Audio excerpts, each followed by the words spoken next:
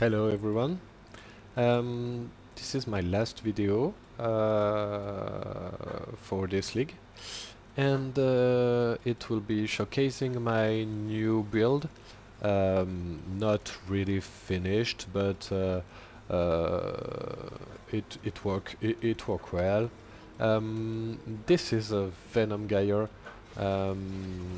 a Venom Gyre build with the Deadeye ascendancy. And I will start by showcasing a map. We're running some breaches on Dune map, rolled for more currency, with 2 Scarabs of Risk, 2 Scarabs of Wisps, and 1 Bridge Scarab.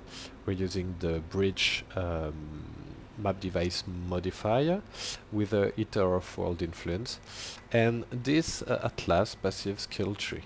So you can screenshot this one and apply it to yourself. We're just running some Beyond, some Bridge, some map modifiers, and some quantity. So the objective, the target here is to farm some currency. Let's see how it's going. Let's go. What do you hope to find here?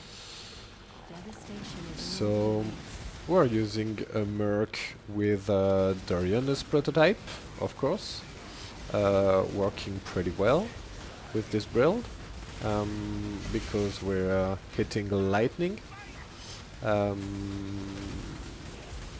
You can see the damages are not insane for now because the build is not fully min-maxed, but it's working okay. The tankiness is very good. I don't even have all my gems leveled up, so you you can do a lot better clearing than me.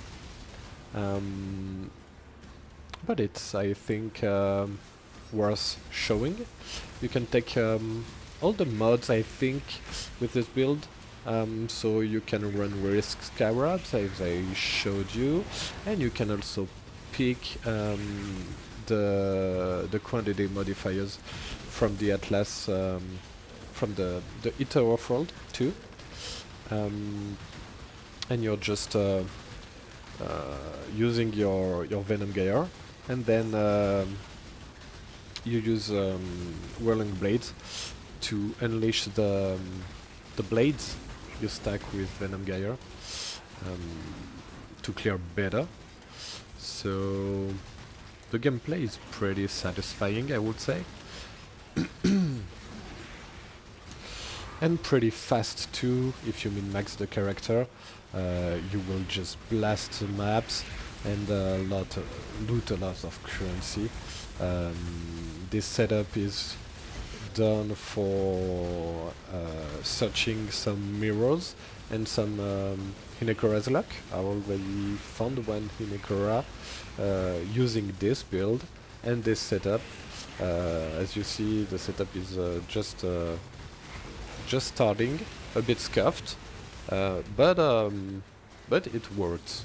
So I wanted to show you just before the 0.3 of PoE 2 starting in 3 days. So I think I will just show you the boss damage if you want. Okay, I died. As I said to you, my build is not fully min-maxed, but he's working. I will just show you the boss damage so you can see by yourself.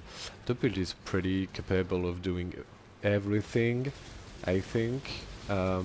Better at clearing, but it's working well for pretty much every content in the game. You will not, of course, do the no-hit run from Sanctum or these full extent things, but with the returning proj and the Whirling Blade, you have a lot of single target damage too. So let's talk about the build, the gear, the gems, and the passive tree a bit. We're running an instacker, dex stacker, excuse me, scaling the lightning damage and the crit chance with Hand of Thought and Motion, which scale lightning damage and crit chance by dexterity, and excuse me, crit chance by intelligence. So we are not scaling a lot of crit chance here, but a lot of base lightning damage. Then we are running the fractal thoughts that say crit multi is increased if dexterity is higher than intelligence, increase dexterity if strength is higher than intelligence, so you must have your strength higher than your intelligence. Your dexterity will be the first one, of course. I'm missing one aura here because I need an Enlightened level 4. I was just farming for that, but if you have the Enlightened level 4 here, you will be able to swap in the last aura that I miss, which is the Arctic armor. So the 90% cost and reservation multiplier is very important on the fractal thoughts, because the reservation cap on this character is pretty tight. And then you will have, with this helm, 1% increased elemental damage per 10 dexterity and 2% max life per 10 int. You will not be able to have a lot of int, but of course you will be able to have a lot of dexterity, much higher than me, if you invest a lot in the build. We're running, of course, Svalinn. Svalinn is the best shield for block in the game, because of the line chance to block is lucky. So I currently have where is my chance to block? I have 65% chance to block attack and 58% chance to block spells. What the chance to block is lucky is meaning. It's meaning when you're receiving a hit, the chance to block, so imagine if it's an attack, you will have 65% chance to block. If you don't block, you will roll again the chance to block to see if you're really blocking. So you have 2 times dice roll of 65% chance to block. So it's pretty damn good. Then we're running the Eyes of the Great Wolf with increased attributes and increased damage, because I don't have currently the currency to afford Simplex Amulet with the 3 classic stat stacking modes, which are increased attributes, increased dexterity, and damage per dexterity. This would be the best in slot. In our gloves we are getting some chaos resistance, some strength, because we need a piece of gear with strength to have our strength higher than our intelligence. And then we are running some armor evasion base. It's pretty okay. The implicits are straightforward too. Rage on it, because it's insane, the buff that Rage gave us. And then 3% increased damage per 100 dexterity. You can upgrade, of course, this implicit and such on PoE Ninja for similar builds. So you just have to search some Deadeye playing Venom Gyre, and you will see a lot of builds. If you want to be tanky, I recommend you to put also the Svalinn in the search, because the build is dealing enough, I think, damages even with Svalinn, but you will find some alternatives without Svalinn, more all-in in the damage. This will be your choice. Then we're using, of course, a ring with some chaos resistance, some dexterity, all attributes, and non-channel skills mana cost. The best in slot rings here will be, of course, a helical ring with similar modifiers to cap your chaos resistance and have a lot of attributes. Then we are running some suppress boots with dexterity and movement speed, and we're also getting some chance to avoid elemental ailments here, and some action speed and some life. We are ailment immune, of course, and I'm also missing an enlighten here, as you can see. And my chest is the worst piece of gear I have. This is an old piece of gear I've crafted for another build. I didn't have enough currency to finish fully min-maxed this gear. On the chest you will find very lots of different things, but I think the best chests are chests from breaches that say, I think, increase defense or some modifiers working also with dexterity. I don't remember very well what is the best in slot for the chest. I have to look it up on PoE Ninja, but I'm pretty sure you will find on the website what fits better here. The implicits are the good ones.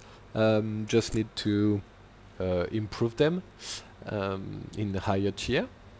Then we are running, of course, a mage blood. I have a mage blood with elemental resistance and skill effect duration. The skill effect duration is not really relevant here, but the elemental resistance are pretty good because we are a bit tight on resistances too, so this is working very well. If you don't have an elemental resistance belt, I think you would have to fit some resistance elsewhere on the gear. We're running a Progenesis flask, which is the best flask for tanking in the game, of course. If you want to deal more damage and have less tankiness, you can run Wine of the Prophet. You can also run some Orioth and Flask for Explode. You can also, I think, run some Dying Sun, or yeah, you have a lot of choice here for the unique flask. Then we are running Diamond Flask for our crit chance, because we are crit build with a reduced effect of curse, of course.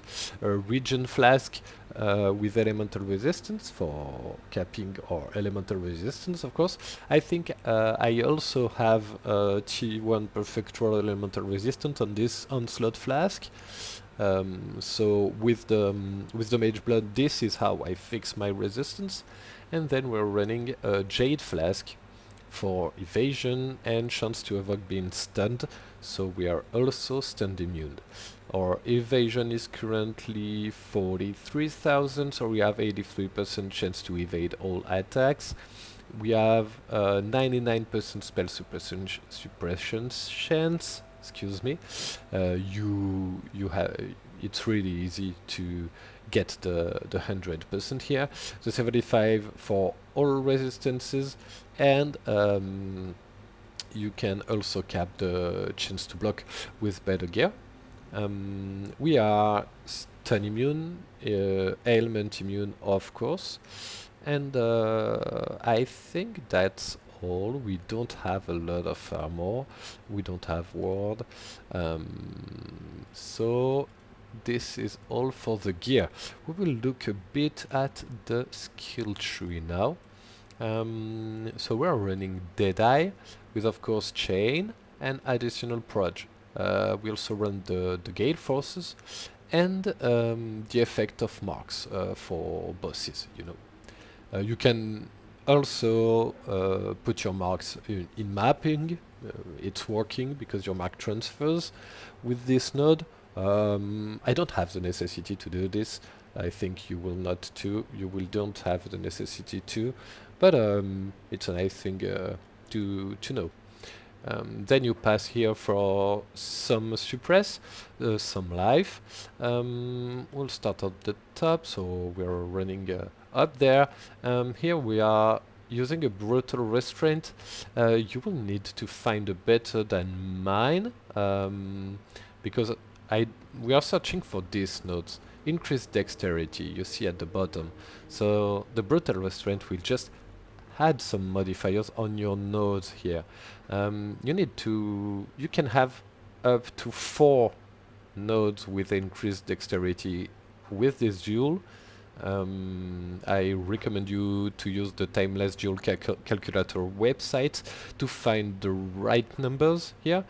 I will not go in deep with that, but you will find some video on YouTube if you are not familiar with these duels.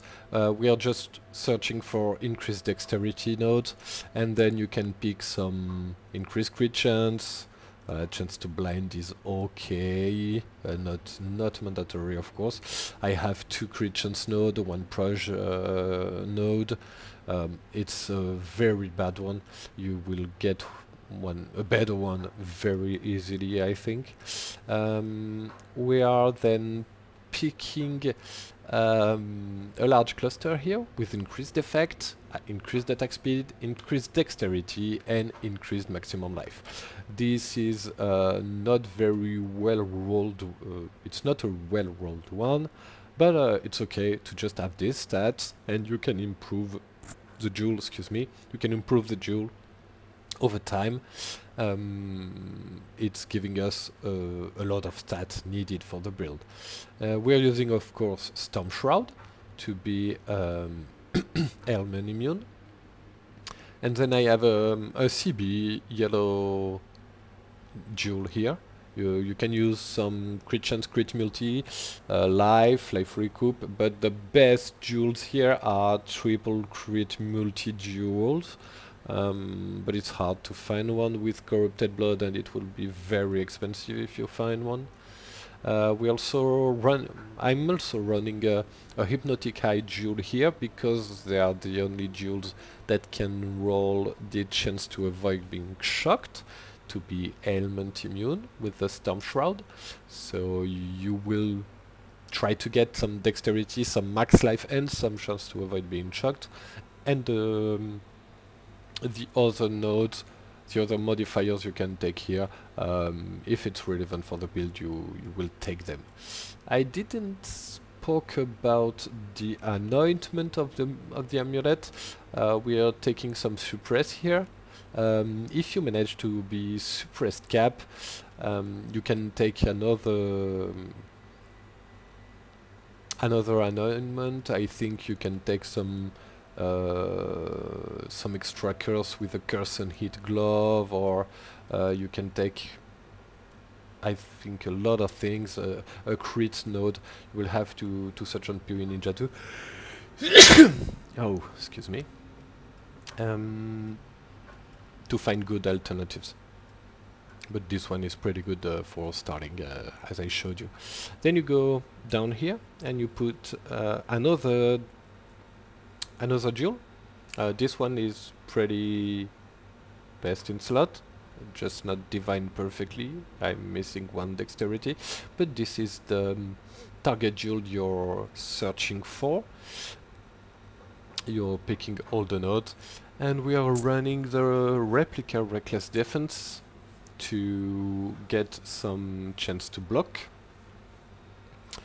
And then we are running, of course, the Emperor's Mastery because we are a stat stacking build, and the 7% increased attribute is insane. For the Watcher's Eye, we're running the Mana Cost Clarity one and the Suppress Grace one. Again, if you manage to fit your Suppress Spell Chance in the gear, you can remove this node and take, I don't know, some other node with precision, crit multi precision, for example, or another grace for tanking. You have a lot of choice here. It depends a lot on your gear. POB will be, of course, in the description, so you can check all the other part of the tree. I have suppress tattoo here because this character was another build before, so I have a lot of tattoo, and since I'm passing through here, I'm using this suppress node, but it's not really mandatory, and if you want, you can put a lot more and adjust your gear in consequence, because we are not very lacking on dexterity. As you can see, with a very bad gear, I have already 1500 dexterity, so this is it for the for the skill tree. We can look a bit at the gems now.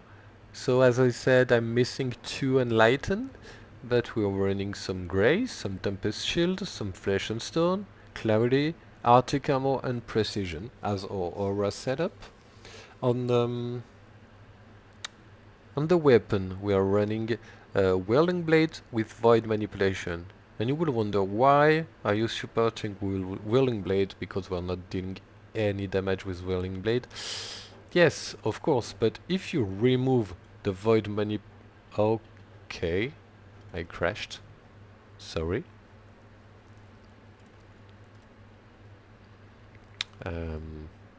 Live problem, I would say. Okay, we're back. So we're running the void manipulation. I'd say if you are not running void manipulation, go to my hideout, of course, to see why. If you look at the damages here, we have physical damage and lightning damage on whirling blade. If you're running void manipulation, you only have physical damage on it. So you will not get one shot when whirling blading into pack of monsters when you have reflect, LM reflect modifiers on the map. The physical reflect is nothing because you're doing only 300 physical damage, so it's nothing. This is irrelevant. So that's why you're putting the void manipulation here. Because if you're not putting the void manipulation here, with our stat stacking, and since whirling blade is an attack, you have a lot of lightning damage on it. And you will ask, okay, so, but with the Venom Gyres, I'm doing a lot of lightning damage too, right? Yes, but you use awakened elemental damage with support. It's very important to pick the awakened one, because the awakened one has the line elemental damage from supporter skills cannot be reflected. So it's okay to have elemental damage on our Venom Gyre here, because it is supported by this gem. We use a 2120 Venom Gyre, volatility support, increased critical strike support, Nightblade support, Fork support, and of course awakened elemental damage with attacks. On our gloves, we are running an automation steel skin setup and an arcanist brand with tornado. Why tornado? Tornado is boosting a lot of things. Tornado is playing hindered, is playing shock, because you are shooting inside the tornado, and it's putting some stacks of shock. It's a pretty good support skill this season, and the Arcanist brand is very good for doing this. This is only for bosses, you know. And on our Svalinn, we are not using the last line of the Svalinn, which say trigger socketed elemental spell on block with 0.25 second cooldown. This is not used by us. We are just running a mark on hit support with sniper's mark and life tap to be able to cast it, because it will cost nothing. So it costs 186 life, but if we remove the life tap, our mark will cost 38 mana, and we don't want to use our mana on this. And you will also get the life tap buff while casting this mark, so it's a good improvement. I think we are good on the gear, on the gem, also on the passive tree. The showcase was done. It was a poor showcase, but as I said, the build is very not finished. It's a starting bit of proof of concept, but I know this build is performing really well in endgame. If you have more currency, if you want to try something else, it's very nice to play. One thing I didn't mention, for some of you who didn't know, Venom Gyre has a line that said, you can see on the bottom, 40% chance to keep each current caught projectile fired with whirling blade. And you will, when you use Venom Gyre, you can see the projectiles are returning to you and they are spinning around you. If you use whirling blade while you have Venom Gyre blade here, it will release the blade. So you spam your whirling blade and then you move with Venom Gyre and you continue spamming, so you're throwing a lot of blades, you know. This is very nice to play, very satisfying gameplay. I think that's all for this build. Thank you a lot for watching. If you have any question, you can post in the comments below. Don't forget to subscribe if you want to see more videos and videos about the 0.3 of PoE 2, which is starting in 3 days, counting of today. I will play, of course, this league. I think I will play Deadeye as a meta slave boy, but I will try the monk too, I think, because of the new deflect mechanics. See ya everyone, and thank you for watching. Bye bye.